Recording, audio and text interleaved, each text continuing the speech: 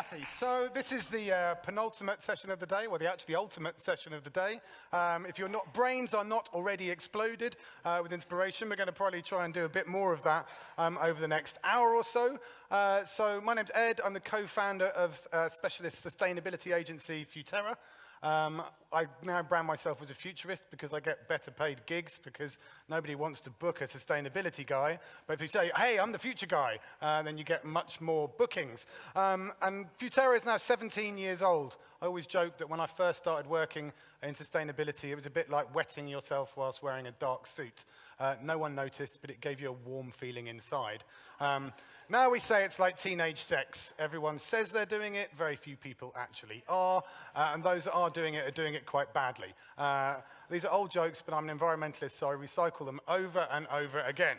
So I'm here to talk about climate change just for 10 minutes or so, and the energy system, and the role of narrative and the story we tell ourselves. So you will be familiar with the lovely winter you've had here in Barcelona with snow on the beach, but there's something quite significant happening here. And if you look, this is the average Arctic temperatures. This is the kind of average over the last 30 years. You can see the fluctuations. This is where we were in February, March. This is a huge fluctuation, 20 degrees centigrade above what it should be at this time of year. So that's sending quite a big warning sign. And plus we've got these kind of things happening, like 5 Category 5 hurricanes, which crossed the Gulf of Mexico last year, causing $306 billion worth of damage. So this is significant stuff. And if you want to see the last Titanic moment, this is Eagle Creek in Washington State. This is a charming gentleman playing golf while a huge forest fire engulfs the world around him. This is not progress. We like to think that the story of progress we tell ourselves, that every generation enjoys a better quality of life than the one that came before them, and that progress is inexorable and inevitable and always goes in one direction. Actually, it's much more like this. We create progress traps, where our pursuit of progress, and in the context of climate change and energy, our pursuit of progress in the form of burning fossil fuels has allowed us to build this incredible world around us, but is now creating the carbon emissions which drive climate change, which, as Mark said at the beginning of the day, have the potential to undermine everything we've ever achieved. So we're creating this perfect progress trap. So you have to do something different.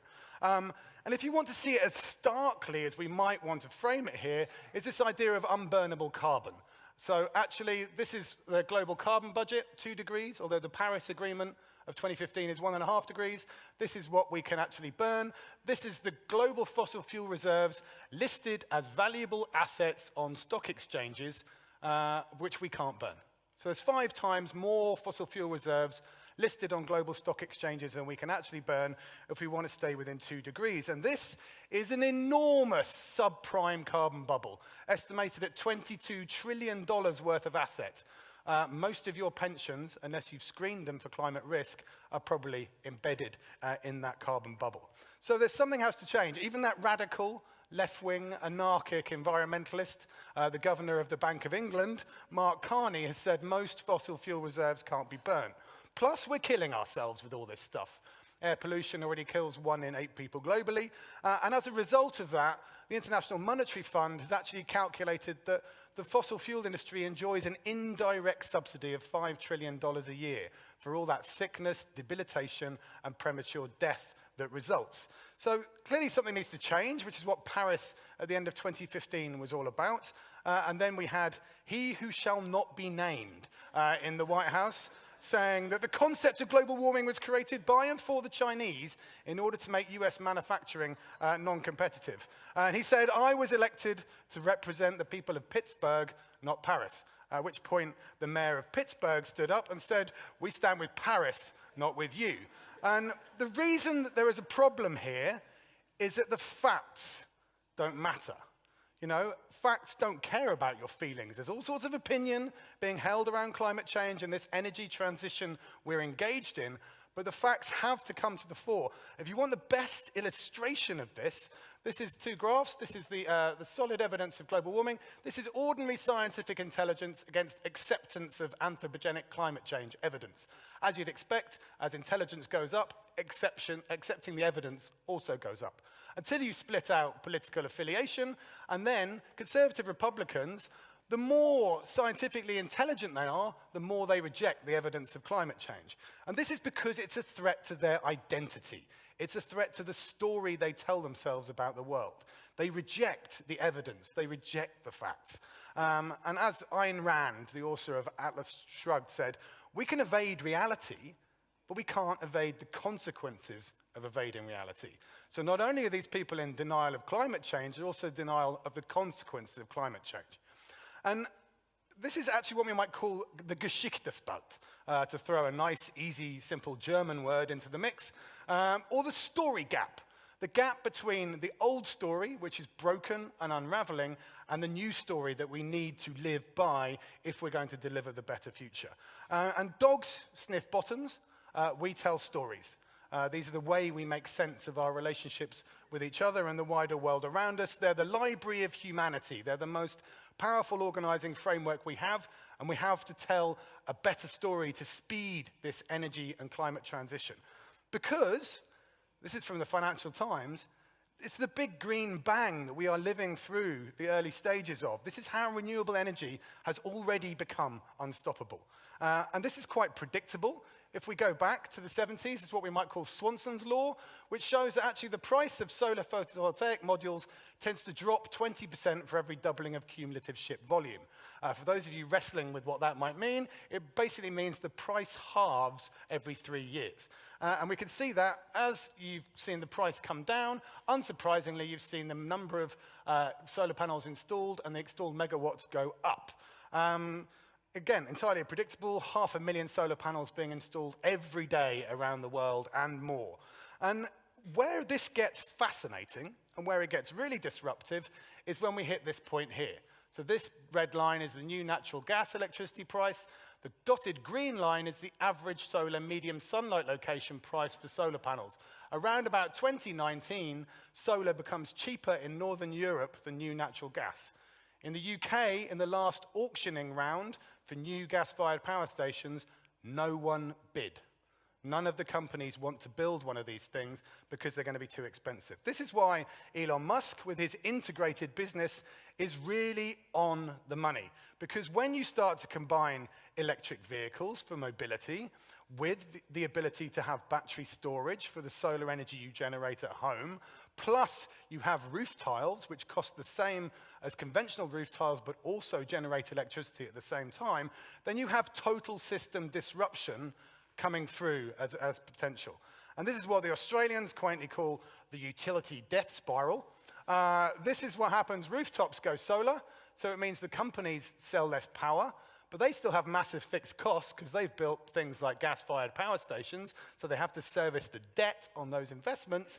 That means the utilities have to hike the prices to stay affordable, and solar becomes cheaper than the grid, and round we go until those businesses unravel. So the thing we're losing sight of here is the power of exponentials. And if you don't understand exponentials, it's as easy as 1, 2, 4. You just have to appreciate that there is going to be a transformation that we might not get our heads around in the right way.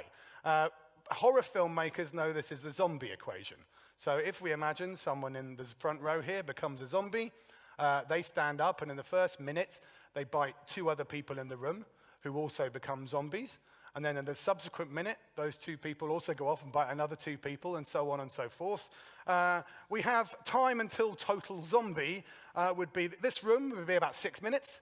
Barcelona would be about 20 minutes. The whole of Spain is about 25 minutes. And the entire world is 34 minutes till total zombie.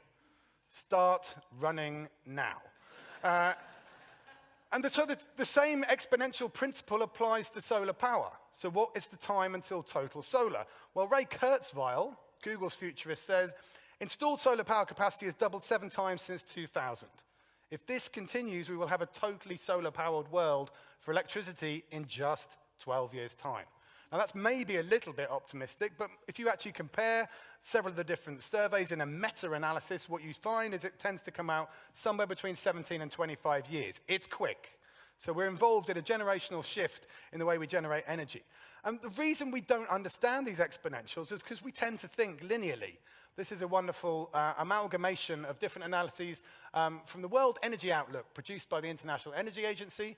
The colored lines are all the different predictions for growth in solar, and then the black line is what actually happened. So who is misreading that data? All of the lines are practically flat, and then suddenly, actually, reality is delivering something very different.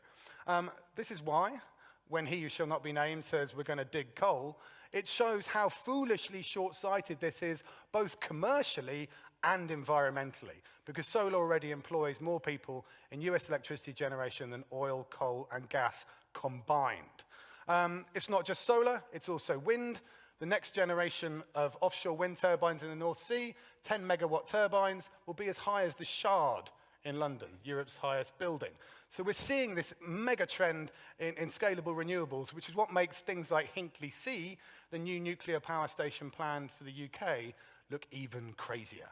Because this will cost £24 billion. It will be the most expensive man-made object on the planet in history. And it will also tie the UK, in a post-Brexit era, into the highest priced energy contracts in the world. So it obviously makes perfect sense why there's a renewables revolution going on. If you want to know what else you could get with that money, the Large Hadron Collider in Switzerland cost £4 billion.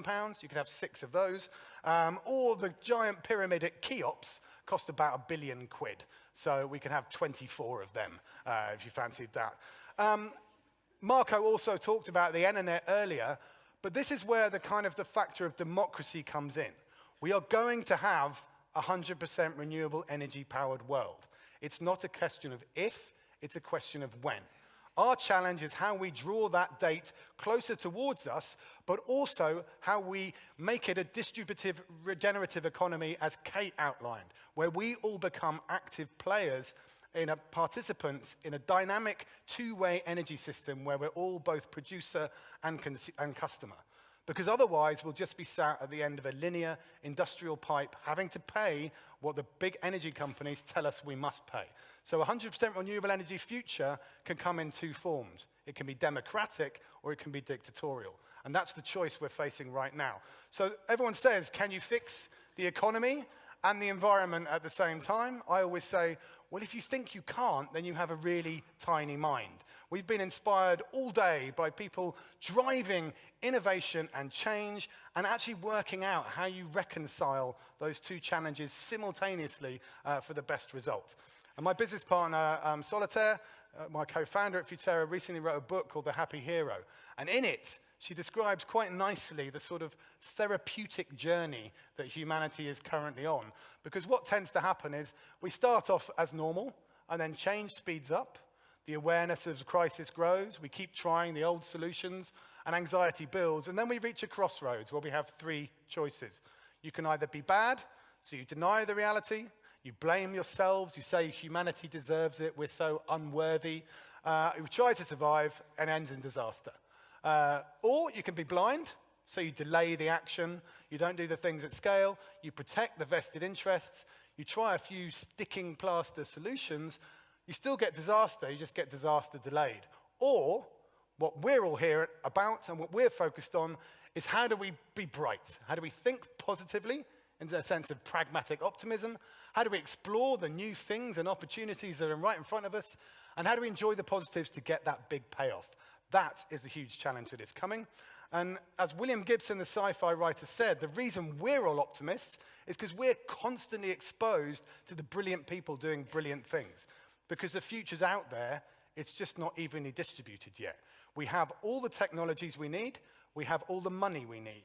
The primary blocker here is our consciousness, our narrative, and our ability to define our identity through salvation. And the last slide I will show is actually a study from Stanford University out last year, where they've done the calculation. They said, actually, we can get 100% renewables in 139 countries by 2050. And they've given the detailed breakdown of how that's possible.